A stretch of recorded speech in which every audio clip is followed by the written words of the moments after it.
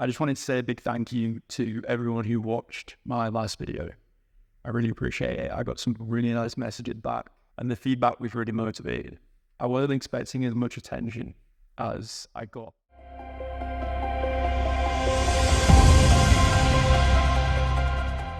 Have you ever heard of the name LaurenPonder? No? Yeah, me neither, until about a week or so ago. This man suffered from duodenal ulcers, which are ulcers in your duodenum, which is a part of your digestive system where your food travels. Now, if you're like me and you know nothing about stomach ulcers, you would presume the stomach ulcers would be created by some sort of buildup of bacteria or something like that, which is partially true, but like many things, there are a lot of factors involved. A lifestyle factor that can make you more likely to get these ulcers is stress.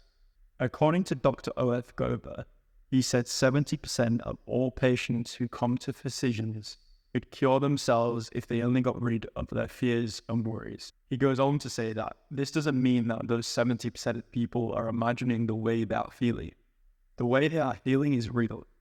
And in this quote, he is referring to people with nervous indigestion and some stomach ulcers, as well as heart disturbances, insomnia, and some headaches, and some types of paralysis.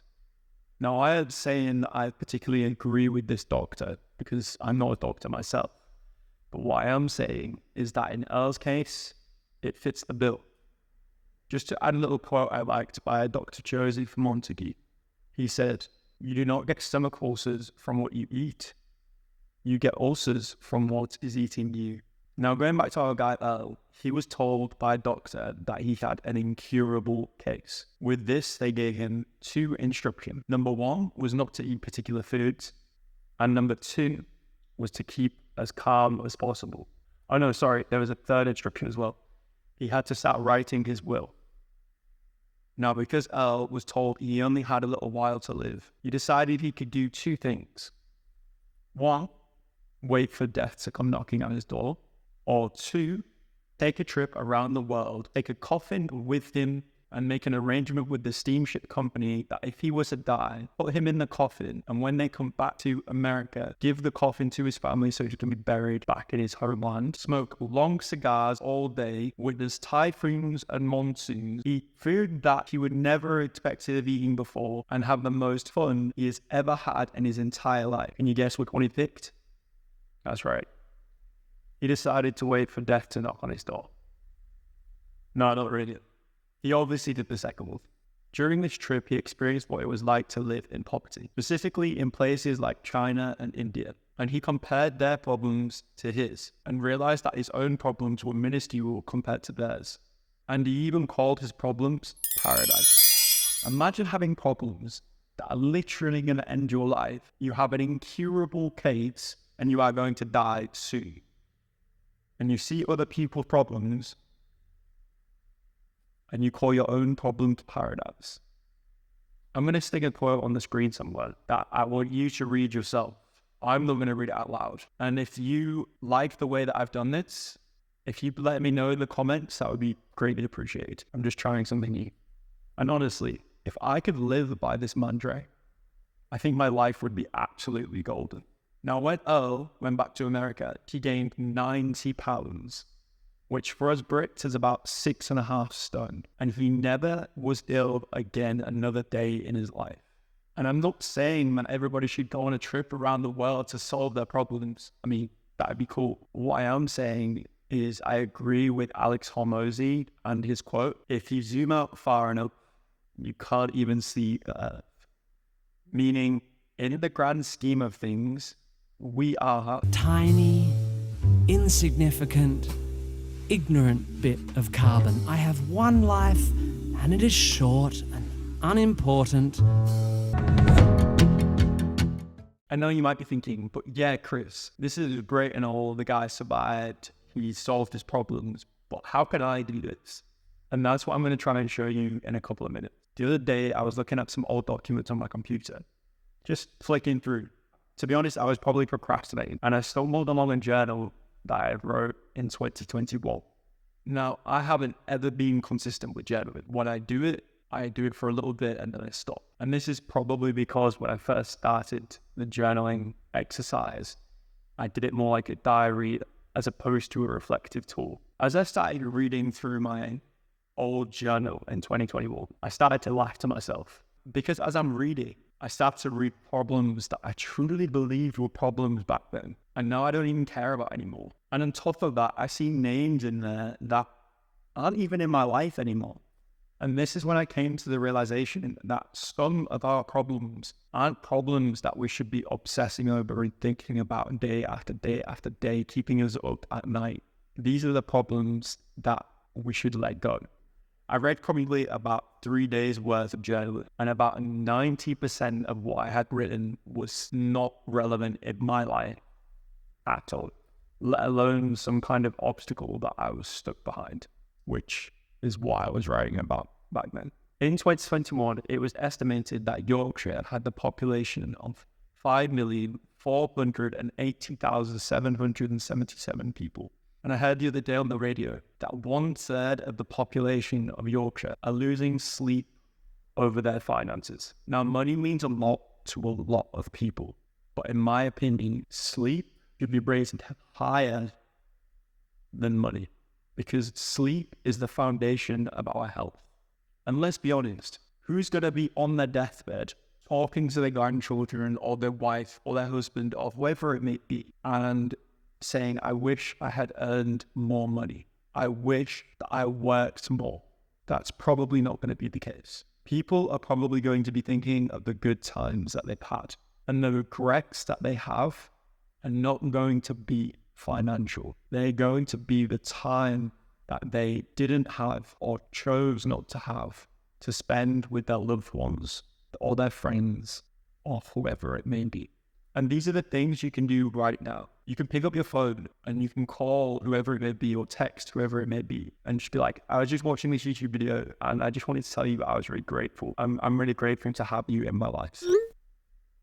I love you. Like, imagine if you got that message. How would you feel? That to me, if I received that message, that would make my whole week. So the next time you have a problem, a real problem, just ask yourself, is this going to be relevant tomorrow, next week, next month, or even next year? Because if it isn't, and if it's something you can truly say, I'm probably not going to care about this next year, then maybe we should let it go. And maybe we should focus on the real problems, the problems that are actually worth worrying about. Like I was saying earlier, how do I want to spend my spare time when I'm not at work? Do I want to spend it with loved ones? Do I want to spend it doing the hobbies that I like? Do I want to spend it spending time with friends? Like, how do I want to spend my life? Because it's your life. I personally work to live. I don't live to work.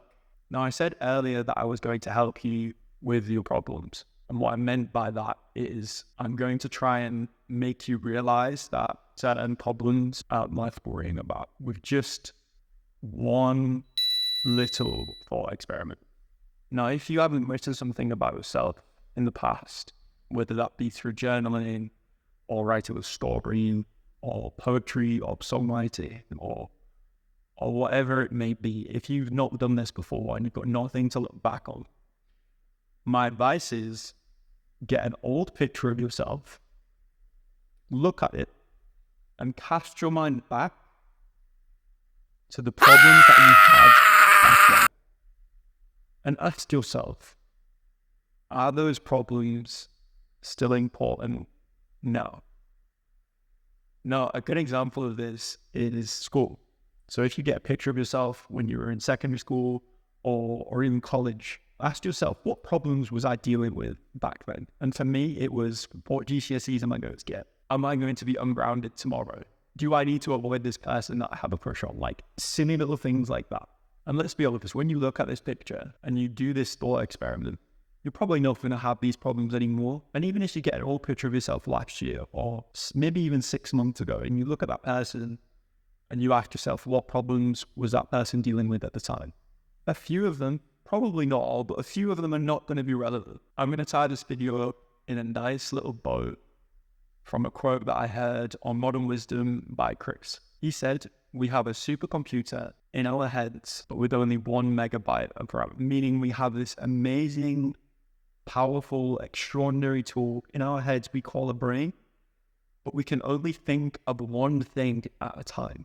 Now, can you imagine when you've got all these unnecessary problems in your head and you're thinking about these sometimes trivial things, and if you can only think of one thing at a time, wouldn't you rather think of something that you care about, something that is important to you?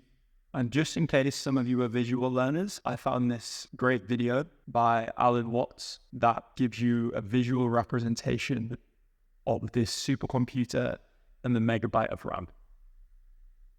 This clip is 1.5 minutes long, and it just really puts things into perspective. Thank you, and I'll see you next time. To use a familiar illustration to show in what way we ignore. You see here a figure which is apparently, as you look at it, two faces in profile about to kiss each other. Now, if we draw back a little from those two faces, we can see on the white area in between them the form of a cup.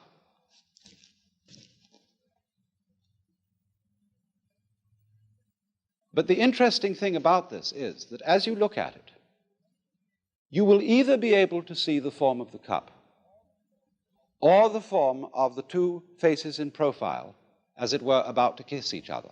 You can alternate them between them very rapidly, but you will not be able to see them both that way at the same time.